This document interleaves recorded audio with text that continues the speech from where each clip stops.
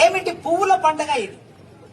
ఈ సందర్భంలో వచ్చే పువ్వుల పండుగ అరుదైన పండుగ. ఇది మొత్తం భారతదేశంలో ఒక తెలంగాణలోనే ఉన్నది.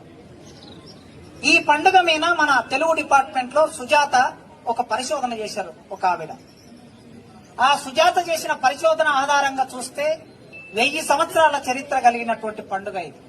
తెలంగాణ నేల మీద 1000 సంవత్సరాల నుంచి పండుగ జరుగుతూ ఉన్నది. ఈ పండుగకి ఉన్న నేపథ్యం బతుకవే అమ్మ.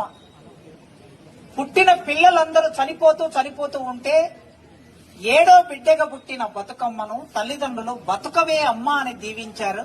అలా ఆ బిడ్డ చనిపోయినప్పుడు అది బతుకమ్మ పండుగ రూపాంతరం చెందిందని ఒక కథ ఉన్నది.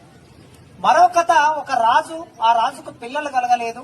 చాలా రోజులు రాజరాజేశ్వరి దేవి అంటే వేములవాడ చాళుక్య రాజు ఆయన వేములవాడ రాజేశ్వరిని పూజించటం మూలంగా బిడ్డలు పుట్టారని, ఆ బిడ్డ ఆ దేవుడి మహిమ వలన పుట్టింది గనక ఆ బిడ్డ బతకాలని దీవించారు గనక బతుకమ్మ అనే పండుగ వచ్చిందని మరో కథ ఉన్నది.